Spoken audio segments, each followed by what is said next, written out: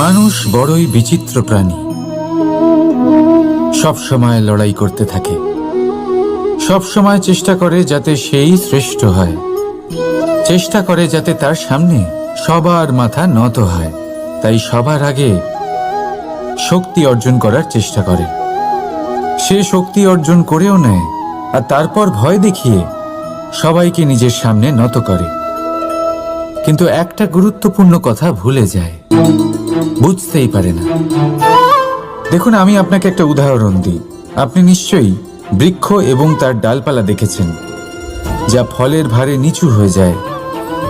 ফল পড়ে গেলে আবার সে উঠে যায়, তারপর আরও একটা ফল হয়, সেটাও পড়ে গেলে আবার উঠে যায়। সর্বদা নত থাকে না। কখনো হাঁটতে গিয়ে আপনি নিশ্চয়ই দেখে থাকবেন যে আপনার পা কোনো ফুলের ওপরে পড়লে তা নত হয়ে যায়, কিন্তু যেই আপনি পা সরাবেন সেই ফুল আবার উঠে দাঁড়ায়। একটা অত্যন্ত গুরুত্বপূর্ণ কথা মনে রাখবেন, যে শির ভয়ভীত হয়ে আপনার সামনে নত হয়, সেই শিরই বিরোধিতা করতে সবার আগে দাঁড়াবে। আপনি জিতে নিন, সবাইকে জিতে নিন, কিন্তু ক্ষমতার দ্বারা নয়। তাদের জিতুন প্রেমের সাহায্যে। রাধা রাধা। ঈশ্বর লতা পাতাকে দাঁড়িয়ে থাকার শক্তি দেননি, ঈশ্বর এই শক্তি দিয়েছেন বৃক্ষকে। এই লতা পাতা বৃক্ষের সাহায্যে দাঁড়িয়ে থাকে, তাতেই বিকশিত হয়। এবার এই লতা পাতা দুই ধরনের হয়। প্রথম সে যে এই বৃক্ষতে বিকশিত হয়, ফুল ফুটিয়ে তোলে, নিজেকেও সুন্দর বানায়, বৃক্ষকেও সুন্দর বানিয়ে তোলে।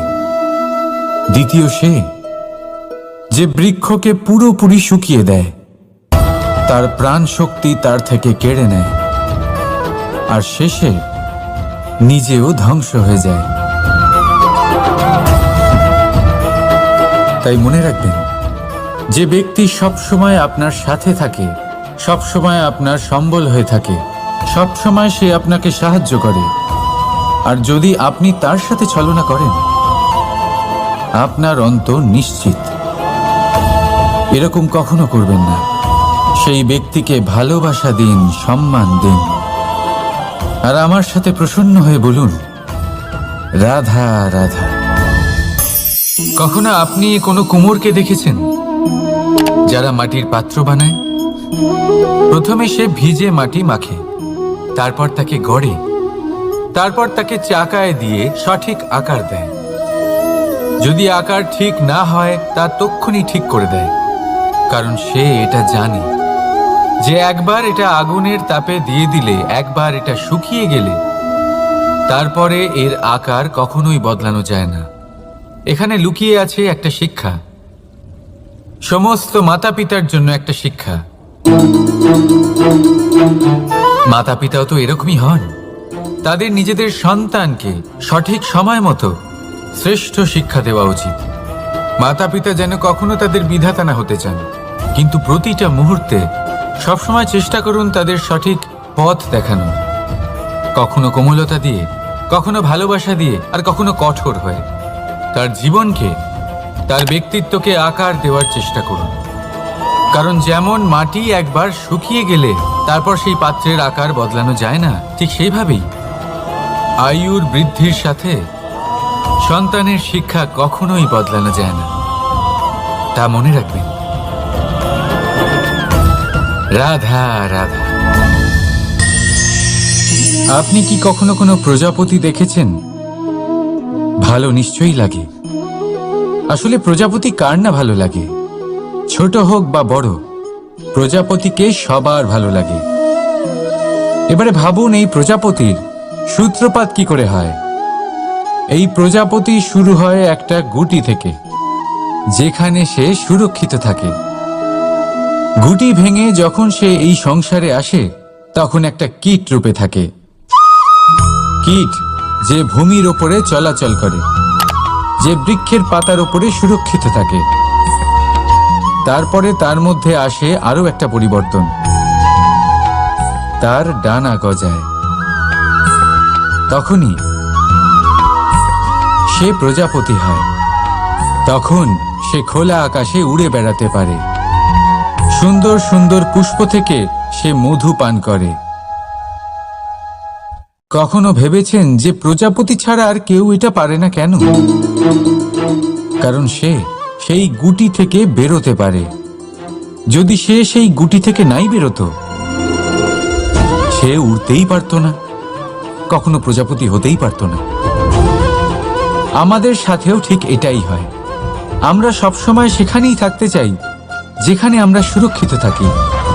সেই সুরক্ষা চক্রেই আমরা থাকতে চাই, কিন্তু এই বিকাশ সুরক্ষা সীমা পার হওয়ার পরেই অর্জন করা যায়।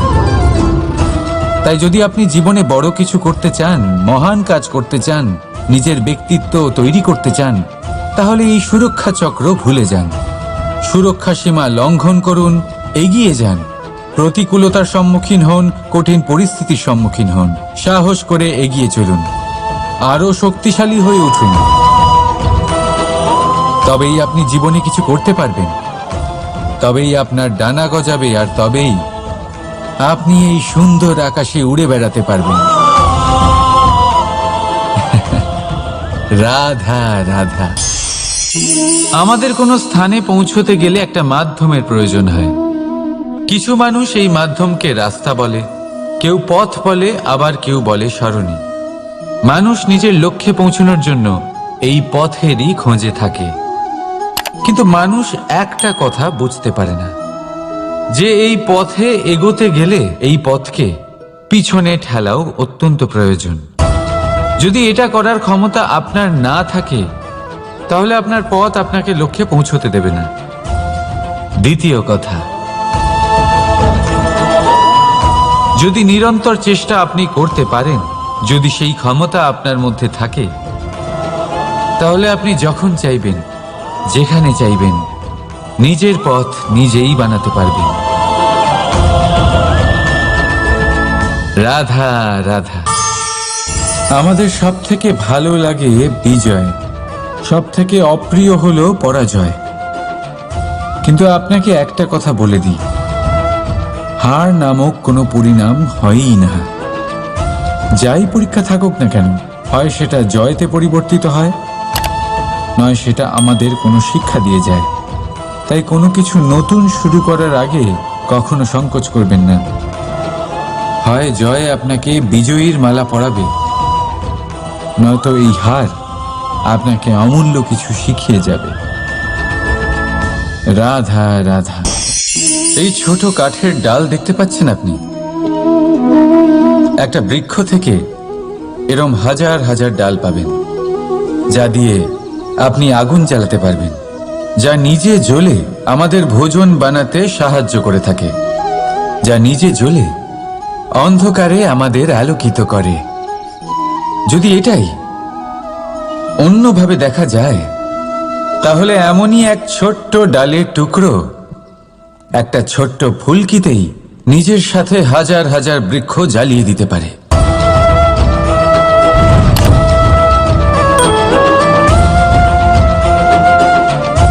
পার্থক্য কোথায়? পার্থক্য হলো শুধু দৃষ্টিভঙ্গিতে, মানসিকতায়।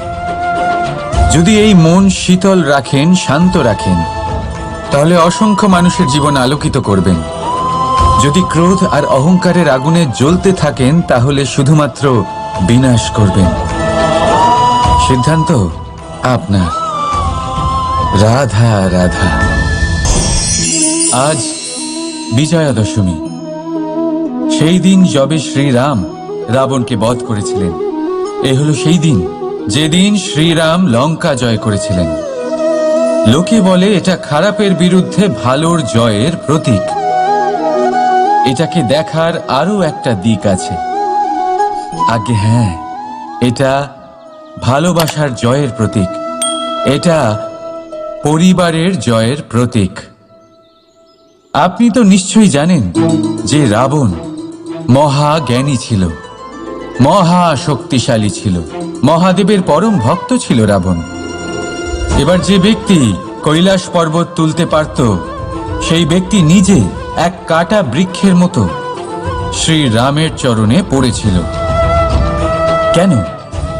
কারণ রামের সাথে লক্ষণ ছিল, কিন্তু ওদিকে রাবণের সাথে বিভীষণ ছিল না।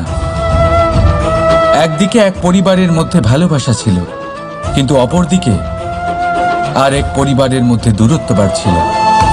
তাই মনে রাখবেন, যদি সংসারের ওপরে বিজয় লাভ করতে হয় তাহলে সর্বপ্রথম পরিবারের মধ্যে ভালোবাসা বজায় রাখতে হবে। পরিবারের মধ্যে ভালোবাসা বাড়ান, দূরত্ব নয়।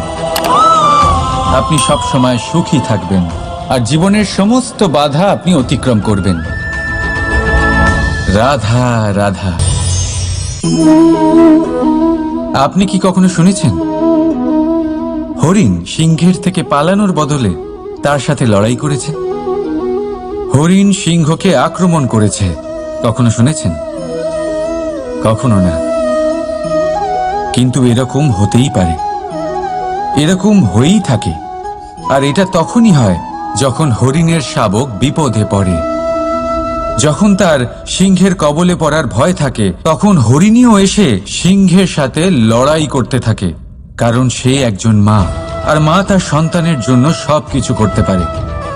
এ হলো মায়ের স্নেহ, যেটা যত নরম হতে পারে ঠিক ততটাই কঠোরও হতে পারে। আর তার সন্তানের মঙ্গলের জন্য সে ক্রোধের সমস্ত সীমা পার করে তার সন্তানকে রক্ষা করেই ছাড়বে। আর সেই জন্যই তো মাকে সন্তানের জীবনে সবথেকে বড় ঢাল বলা হয়। এই মাকে আমার শত কোটি প্রণাম। রাধা রাধা। কামবোধ, এটাই আপনার অন্তরের প্রথম শত্রু। বেশিরভাগ মানুষই কামবোধ বলতে লালসা বোঝেন, কিন্তু এটা সম্পূর্ণ সত্য নয়। কামের আসল অর্থ হল কামনা। এটা খুবই সহজ ব্যাপার। মনুষ্য শরীর থাকলে, মানুষের মন থাকলে এই কামনা অবশ্যই থাকবে। এবার এটাই দেখতে হবে যে এই কামনা নেতিবাচক কামনা নাকি ইতিবাচক কামনা। অন্য কারোর জিনিসে নজর দেওয়া, অন্য কোনো মানুষের উপর নজর দেওয়া, কোনো অনুচিত বস্তুর দিকে নজর দেওয়া, এই নেতিবাচক কামনা। আর এই দুষ্কামনা মানুষকে দিয়ে অপকর্ম করাবেই করাবে। তাই মনে রাখবেন, যে ব্যক্তি নিজের কামনাকে নিয়ন্ত্রণে রাখতে পারেন তিনি সঠিক পথেও থাকেন, সঠিক লক্ষ্যে পৌঁছতেও পারেন। যিনি কামনা নিয়ন্ত্রণে রাখতে পারেন না তিনি তার পথও হারিয়ে ফেলেন এবং লক্ষ্যচ্যুতও হন। তাই মনে রাখবেন, নিজের কামনাগুলিকে নিয়ন্ত্রণে রাখুন। কাম নামক এই শত্রুর ওপর বিজয় লাভ করুন। আর আমার সাথে ভালোবেসে বলুন, রাধা রাধা। হাস্য, হাসি জীবনে অত্যন্ত মূল্যবান হয়। কথায় আছে যে হাসি এবং হাস্য আমাদের জীবনে ওষুধের মতো কাজ করে, আমাদের সুস্থ রাখে, আমাদের জীবনের অনুভূতিগুলিকে আরও সুন্দর করে তোলে। কিন্তু প্রত্যেক ওষুধের মতোই এর সাথেও এটাই হয়। প্রত্যেক ওষুধ সঠিক সময়ে, সঠিক মাত্রায়, সঠিকভাবে গ্রহণ করতে হয়। যদি এরকম না হয় তাহলে এই ঔষধও শরীরের ক্ষতি করে দিতে পারে। এবার আপনি ভাবতে পারেন, হাসি থেকে কিভাবে ক্ষতি হতে পারে? আপনি যদি অন্য কারোর উপরে হাসেন তাহলে হয়তো তার মনে কষ্ট হতে পারে, তার অন্তরের মিত্র হয়তো শেষ হয়ে যেতে পারে, আর অন্তরের শত্রু জেগে উঠতে পারে। কিন্তু এটাই যদি আমরা সকলকে সাথে এনে সকলের সাথে হাসি, তাহলে হয়তো আমাদের অন্তরের এই হৃদয়ের ভেতরে লুকিয়ে থাকা যে শত্রু তা শেষ হয়ে যেতে পারে, আর অন্তরের বন্ধুসত্তা প্রকাশিত হতে পারে। ঠিক কি না? এবার আপনাকে উদাহরণ দিই। যখন দ্রৌপদী দুর্যোধনকে নিয়ে হেসেছিল তখন তা মহাভারতের সৃষ্টির কারণ হয়েছিল। কিন্তু সেইখানেই যখন পার্থ আর মাধব একসাথে বসে মৃদুমন্দ হাসতেন তখন ধর্ম স্থাপন করা হয়েছিল। তা আপনি কি চান?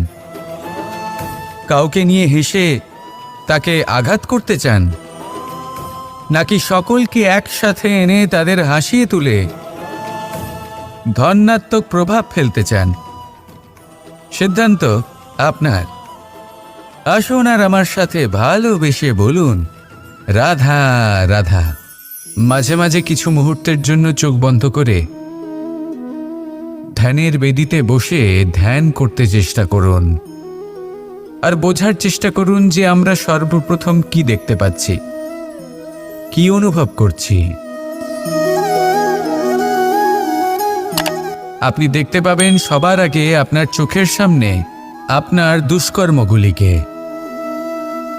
আপনার লুকিয়ে থাকা ক্রোধ, অন্তরের যন্ত্রণা, ভয়, নিরাশা, এই সব কিছুই সবার আগে দেখতে পাবেন আপনি। আর এই সব কিছুই আমাদের দুঃখের কারণ হয়ে ওঠে। এই সব কিছু সারমর্ম কি? সারমর্ম শুধু একটাই, সেটা হলো এই যে আমাদের এই মন তা কিন্তু দুষ্কর্ম পছন্দই করে না। আমাদের এই মন একটা সুখময় জীবন যাপন করতে চায়, সৎকর্ম করতে চায়। তাই এটাই করুন, শুভ চিন্তা করুন, শুভ কর্ম করুন, ইতিবাচক মনোভাব নিয়ে জীবনে অগ্রসর হন।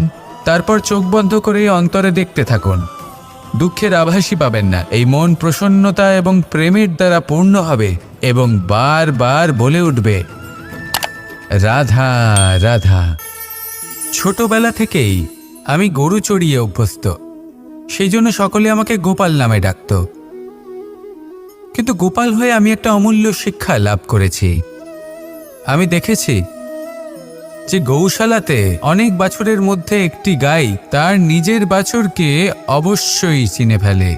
যেখানে সমস্ত বাছুর একই রকম দেখতে এবং প্রত্যেকের স্বরও সমান, তারপরেও সকল বাছুরের মধ্যে নিজের বাছুরকে ঠিক চিনতে পেরে যায় এবং তার সাথেই থাকে। ঠিক এইরকমই কিছুটা হয় আমাদের কর্ম এবং তার কর্মফল। আপনি সবার মাঝে থেকেও কোনো কর্ম যদি করেন, সেই কর্মফল সবার মধ্যে আপনাকে চিনে ফেলবে এবং আপনার সাথেই থাকবে। তাই যখনই কর্ম করবেন ভেবে চিন্তে করবেন। কোনো কর্ম করার আগে একবার ভেবে দেখুন, তাহলে জীবনে বারংবার অনুতপ্ত হতে হবে না। কারণ বিষয়টা কিছুটা এরকম যে এই সংসারে আপনি কাল, কর্মফল এবং সময়, এই তিনের হাত থেকে কখনো লুকোতে পারবেন না, কখনো পালাতেও পারবেন না। আসুন আমার সাথে ভালোবেসে বলুন, রাধা রাধা। আভূষণ। কার না ভালো লাগে এই আভূষণ? আমরা পরিশ্রম করি, ধন অর্জন করি আর আভূষণ কিনে থাকি, কখনো নিজের জন্য, কখনো বা তাদের জন্য যাকে আমরা ভালোবাসি, বা তাদের জন্য যাকে আমরা সম্মান করি। হয়তো সেই জন্যই সীতা চূড়ামণি ধারণ করেছিলেন এবং আমি সামন্তকমণি।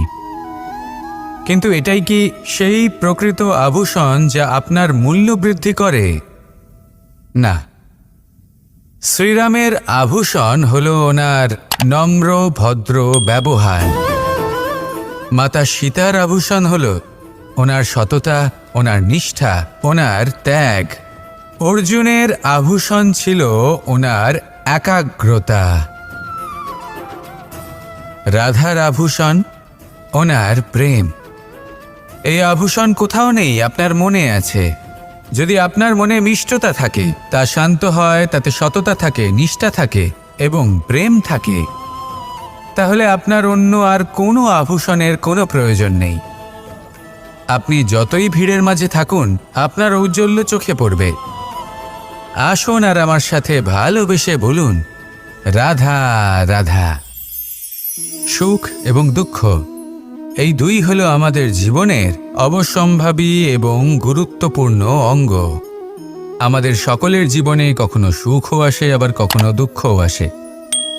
আমরা সবসময় ভাবি আমরা কিভাবে সুখ লাভ করব, কিভাবে আমরা দুঃখ থেকে দূরে থাকতে পারি।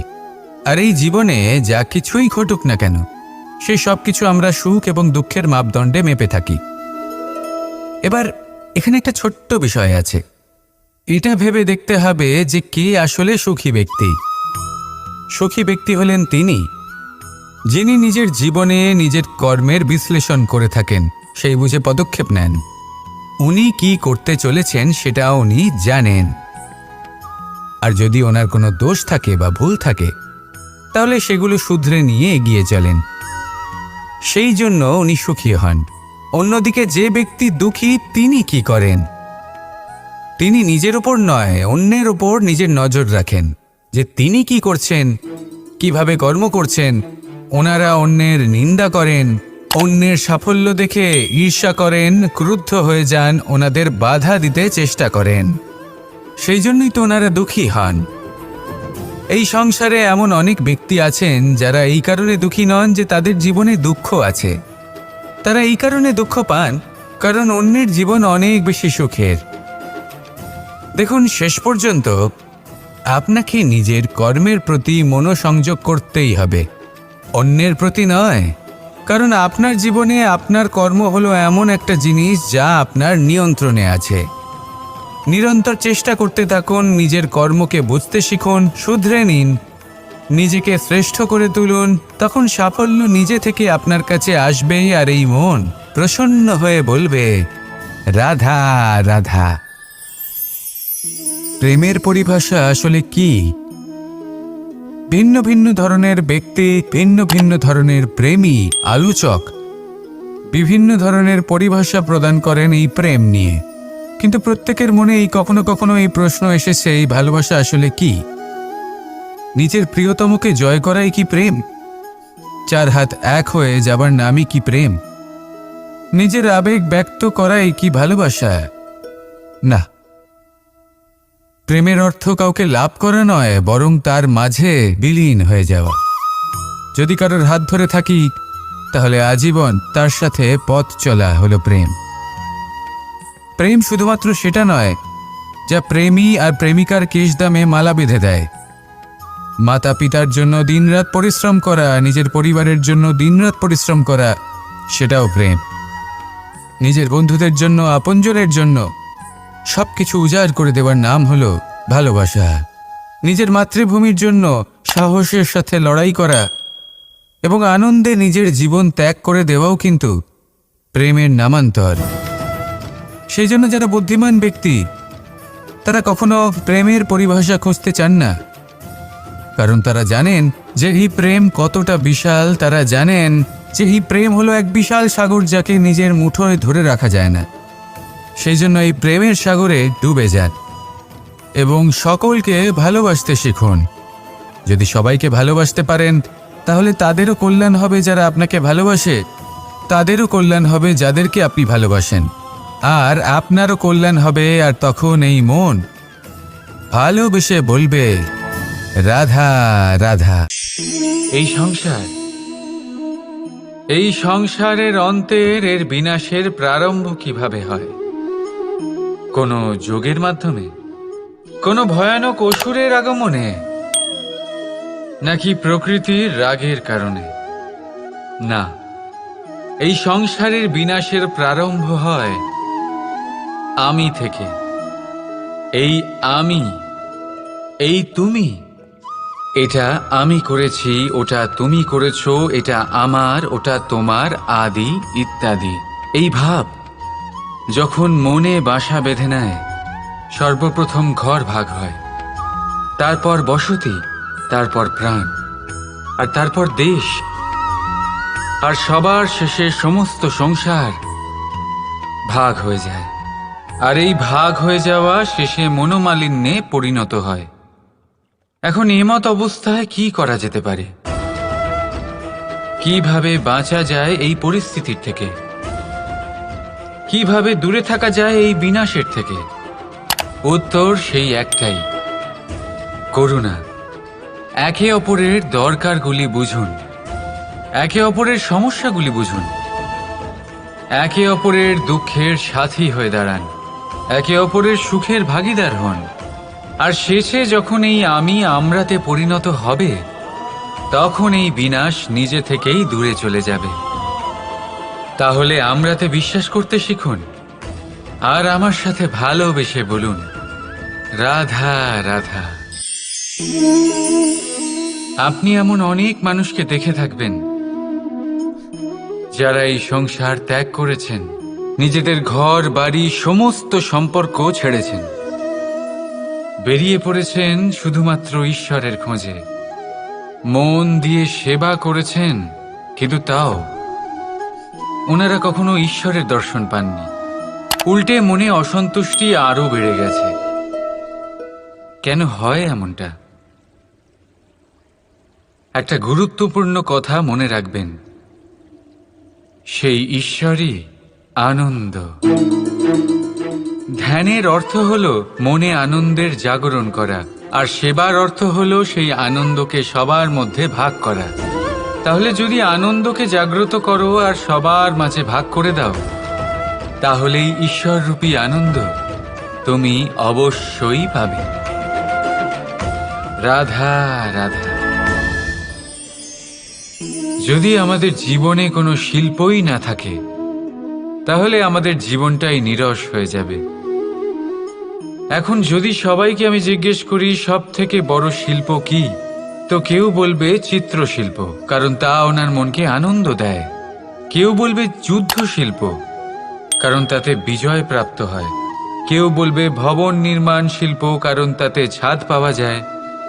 কেউ বলবে সঙ্গীত শিল্প, কেউ বলবে নৃত্য শিল্প, কেউ বলবে অভিনয় শিল্প, আদি ইত্যাদি। কিন্তু এই কথা নিয়ে বিবাদ করা অনুচিত, হতেই পারে না। কারণ প্রত্যেক ব্যক্তির নিজস্ব চিন্তাধারা এবং নিজস্ব দৃষ্টিভঙ্গি থাকে। শুধু একটা কথা আছে, একটা বিশেষ বিষয় যা সব শিল্পতেই পাওয়া যায়, মনকে প্রভাবিত করার গুণ। তো সব থেকে বড় শিল্প সেটা যা মনকে প্রভাবিত করে, আর সব থেকে বড় শিল্পী সে যে অন্যের মনে প্রবেশ করে। যার কাছে এই গুণ আছে সে সব থেকে বড় শিল্পী হবেন। যদি এই সংসার রঙ্গমঞ্চ হয়, তাহলে আমরা এই রঙ্গমঞ্চের শিল্পী। আর এখানেও সব থেকে বড় শিল্পী সেই হবে যে অন্যের মনে প্রবেশ করে সেখানে ঘর বাঁধতে পারে। আর এই মন অবধি পৌঁছনোর সিঁড়ি হল 2.5 অক্ষরের শব্দ, প্রেম।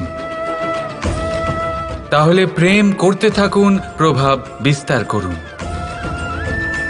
রাধা রাধা। সূর্য আর চন্দ্র দুজনেই আকাশের অমিত চিহ্ন, দুজনেই প্রকাশ বিস্তার করে, কিন্তু সবসময় দুজনের তুলনা করা হয়। কে অধিক শীতল আর কে অধিক তীব্র, কে অধিক তেজবান আর কে অধিক শান্তিপ্রিয়।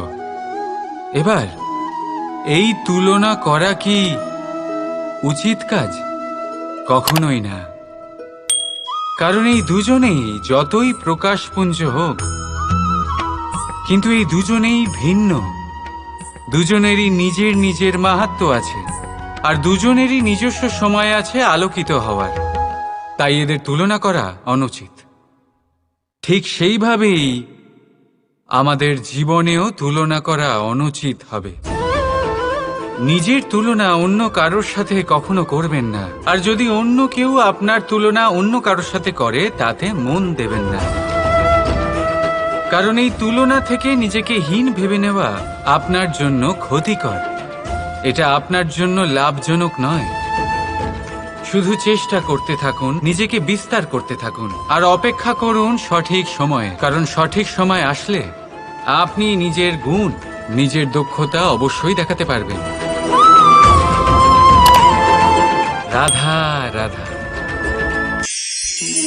জীবনে সবাই মহান হতে চায়, সবাই বড় হতে চায়, কিন্তু বড় হয় কিভাবে?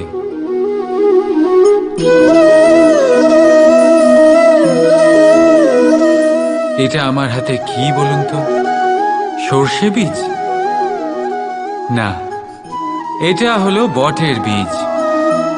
এই বীজ এত ছোট হয় যে সবার সাথে সহজেই মিশে যায়, বড়ই সহজে ধরণীতে মিশে যায়।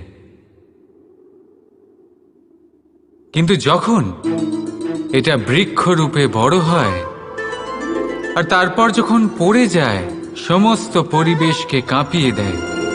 ঠিক এইভাবেই বড় হতে থাকুন, বটের বীজ আর বটের বৃক্ষ। আর যদি জীবনে আপনি সত্যি বড় হতে চান, তবে সর্বপ্রথম নিজের অহংকারকে, নিজের অভিমানকে ছোট করে নিন। এত ছোট যাতে সবার সাথে বসতে পারেন, কিন্তু অন্তর থেকে এত বড় হয়ে যান যাতে যখন আপনি উঠবেন, তখন কেউ যাতে আর বসে না থাকতে পারে। রাধা রাধা। আমাদের মধ্যে এমন কজন আছে যারা ভয়তে ভীত হয়ে পড়ে, কোনো বৃহৎ কার্য করার আগে মনের সামঞ্জস্য হারিয়ে ফেলে? মোটামুটি সবাই, তাই না? প্রত্যেক ব্যক্তির মনেই এই ভয় জাগ্রত হয়। তবে এর অর্থ আমার দৃষ্টিভঙ্গি দিয়ে মনে হয় এই ভয়ের অনুভূতি খারাপ নয়। কারণ যদি এই অনুভূতি খারাপ হতো, তাহলে কি ঈশ্বর এই অনুভূতি প্রত্যেক প্রাণীকে দিতেন?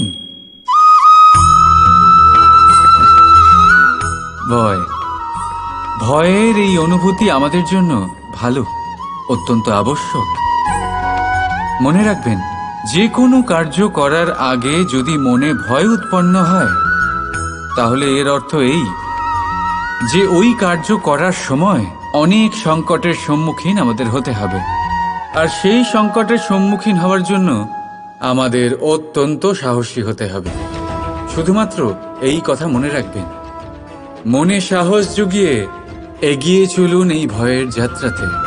কারণ এই ভয়ই আপনাকে আপনার লক্ষ্যে পৌঁছতে প্রেরণা যোগাবে, আপনাকে শক্তি প্রদান করবে। তাই এই ভয়ের দ্বারা ভয়ভীত হবেন না, এই ভয়কে জয় করুন। আর আমার সাথে ভালোবেসে বলুন, রাধা রাধা। মানুষ বড়ই বিচিত্র প্রাণী, সব সময় লড়াই করতে থাকে, সব সময় চেষ্টা করে যাতে সেই শ্রেষ্ঠ হয়, চেষ্টা করে যাতে তার সামনে সবার মাথা নত হয়। তাই সবার আগে শক্তি অর্জন করার চেষ্টা করে। সে শক্তি অর্জন করেও নেয়, আর তারপর ভয় দেখিয়ে সবাইকে নিজের সামনে নত করে। কিন্তু একটা গুরুত্বপূর্ণ কথা ভুলে যায়, বুঝতেই পারে না। দেখুন, আমি আপনাকে একটা উদাহরণ দিই। আপনি নিশ্চয়ই বৃক্ষ এবং তার ডালপালা দেখেছেন, যা ফলের ভারে নিচু হয়ে যায়। ফল পড়ে গেলে আবার সে উঠে যায়, তারপর আরও একটা ফল হয়, সেটাও পড়ে গেলে আবার উঠে যায়। সর্বদা নত থাকে না। কখনো হাঁটতে গিয়ে আপনি নিশ্চয়ই দেখে থাকবেন যে আপনার পা কোনো ফুলের ওপরে পড়লে তা নত হয়ে যায়, কিন্তু যেই আপনি পা সরাবেন, সেই ফুল আবার উঠে দাঁড়ায়। একটা অত্যন্ত গুরুত্বপূর্ণ কথা মনে রাখবেন, যে শির ভয়ভীত হয়ে আপনার সামনে নত হয়, সেই শিরই বিরোধিতা করতে সবার আগে দাঁড়াবে। আপনি জিতে নিন, সবাইকে জিতে নিন, কিন্তু ক্ষমতার দ্বারা নয়। তাদের জিতুন প্রেমের সাহায্যে। রাধা রাধা। ঈশ্বর লতা পাতাকে দাঁড়িয়ে থাকার শক্তি দেননি, ঈশ্বর এই শক্তি দিয়েছেন বৃক্ষকে। এই লতা পাতা বৃক্ষের সাহায্যে দাঁড়িয়ে থাকে, তাতেই বিকশিত হয়। এবার এই লতা পাতা দুই ধরনের হয়। প্রথম সে যে এই বৃক্ষতে বিকশিত হয়, ফুল ফুটিয়ে তোলে, নিজেকেও সুন্দর বানায়, বৃক্ষকেও সুন্দর বানিয়ে তোলে। দ্বিতীয় সে যে বৃক্ষকে পুরোপুরি শুকিয়ে দেয়, তার প্রাণ শক্তি তার থেকে কেড়ে নেয়, আর শেষে নিজেও ধ্বংস হয়ে যায়। তাই মনে রাখবেন, যে ব্যক্তি সবসময় আপনার সাথে থাকে, সবসময় আপনার সম্বল হয়ে থাকে, সবসময় সে আপনাকে সাহায্য করে, আর যদি আপনি তার সাথে ছলনা করেন, আপনার অন্ত নিশ্চিত। এরকম কখনো করবেন না। সেই ব্যক্তিকে ভালোবাসা দিন, সম্মান দিন, আর আমার সাথে প্রসন্ন হয়ে বলুন, রাধা রাধা। কখনো আপনি কোনো কুমোরকে দেখেছেন যারা মাটির পাত্র বানায়? প্রথমে সে ভিজে মাটি মাখে, তারপর তাকে গড়ে, তারপর তাকে চাকায় দিয়ে সঠিক আকার দেয়। যদি আকার ঠিক না হয়, তা তক্ষুনি ঠিক করে দেয়, কারণ সে এটা জানে যে একবার এটা আগুনের তাপে দিয়ে দিলে, একবার এটা শুকিয়ে গেলে, তারপরে এর আকার কখনোই বদলানো যায় না। এখানে লুকিয়ে আছে একটা শিক্ষা, সমস্ত মাতা পিতার জন্য একটা শিক্ষা। মাতা পিতাও তো এরকমই হন। তাদের নিজেদের সন্তানকে সঠিক সময় মতো শ্রেষ্ঠ শিক্ষা দেওয়া উচিত। মাতা পিতা যেন কখনো তাদের বিধাতা না হতে চান, কিন্তু প্রতিটা মুহূর্তে সবসময় চেষ্টা করুন তাদের সঠিক পথ দেখানোর। কখনো কোমলতা দিয়ে, কখনো ভালোবাসা দিয়ে, আর কখনো কঠোর হয়ে তার জীবনকে, তার ব্যক্তিত্বকে আকার দেওয়ার চেষ্টা করুন। কারণ যেমন মাটি একবার শুকিয়ে গেলে তারপর সেই পাত্রের আকার বদলানো যায় না, ঠিক সেইভাবেই আয়ুর বৃদ্ধির সাথে সন্তানের শিক্ষা কখনোই বদলানো যায় না। তা মনে রাখবেন। রাধা রাধা। আপনি কি কখনো কোনো প্রজাপতি দেখেছেন? ভালো নিশ্চয়ই লাগে। আসলে প্রজাপতি কার না ভালো লাগে? ছোট হোক বা বড়, প্রজাপতিকে সবার ভালো লাগে। এবারে ভাবুন, এই প্রজাপতির সূত্রপাত কি করে হয়? এই প্রজাপতি শুরু হয় একটা গুটি থেকে, যেখানে সে সুরক্ষিত থাকে। গুটি ভেঙে যখন সে এই সংসারে আসে, তখন একটা কীট রূপে থাকে। কীট যে ভূমির ওপরে চলাচল করে, যে বৃক্ষের পাতার ওপরে সুরক্ষিত থাকে।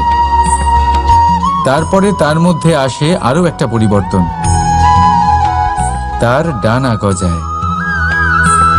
তখনই সে প্রজাপতি হয়। তখন সে খোলা আকাশে উড়ে বেড়াতে পারে। সুন্দর সুন্দর পুষ্প থেকে সে মধু পান করে। কখনো ভেবেছেন যে প্রজাপতি ছাড়া আর কেউ এটা পারে না কেন?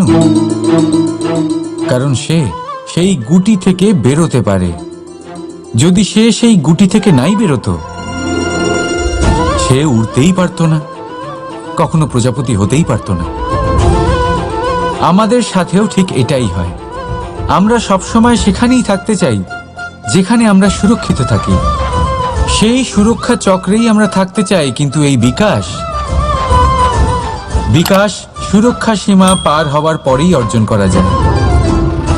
তাই যদি আপনি জীবনে বড় কিছু করতে চান, মহান কাজ করতে চান, নিজের ব্যক্তিত্ব তৈরি করতে চান, তাহলে এই সুরক্ষা চক্র ভুলে যান। সুরক্ষা সীমা লঙ্ঘন করুন, এগিয়ে যান। প্রতিকূলতার সম্মুখীন হন, কঠিন পরিস্থিতির সম্মুখীন হন, সাহস করে এগিয়ে চলুন, আরো শক্তিশালী হয়ে উঠুন। তবেই আপনি জীবনে কিছু করতে পারবেন, তবেই আপনার ডানা গজাবে, আর তবেই আপনি এই সুন্দর আকাশে উড়ে বেড়াতে পারবেন।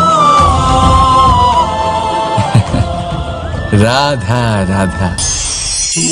আমাদের কোনো স্থানে পৌঁছতে গেলে একটা মাধ্যমের প্রয়োজন হয়। কিছু মানুষ এই মাধ্যমকে রাস্তা বলে, কেউ পথ বলে, আবার কেউ বলে সরণি। মানুষ নিজের লক্ষ্যে পৌঁছানোর জন্য এই পথেরই খোঁজে থাকে। কিন্তু মানুষ একটা কথা বুঝতে পারে না, যে এই পথে এগোতে গেলে এই পথকে পিছনে ঠেলাও অত্যন্ত প্রয়োজন। যদি এটা করার ক্ষমতা আপনার না থাকে, তাহলে আপনার পথ আপনাকে লক্ষ্যে পৌঁছতে দেবে না। দ্বিতীয় কথা, যদি নিরন্তর চেষ্টা আপনি করতে পারেন, যদি সেই ক্ষমতা আপনার মধ্যে থাকে, তাহলে আপনি যখন চাইবেন, যেখানে চাইবেন, নিজের পথ নিজেই বানাতে পারবেন। রাধা রাধা। আমাদের সব থেকে ভালো লাগে বিজয়, সব থেকে অপ্রিয় হলো পরাজয়। কিন্তু আপনাকে একটা কথা বলে দিই, হার নামক কোনো পরিণাম হয়ই না। যাই পরীক্ষা থাকুক না কেন, হয় সেটা জয়তে পরিবর্তিত হয়, নয় সেটা আমাদের কোনো শিক্ষা দিয়ে যায়। তাই কোনো কিছু নতুন শুরু করার আগে কখনো সংকোচ করবেন না। হয় জয় আপনাকে বিজয়ীর মালা পরাবে, নয়তো এই হার আপনাকে অমূল্য কিছু শিখিয়ে যাবে।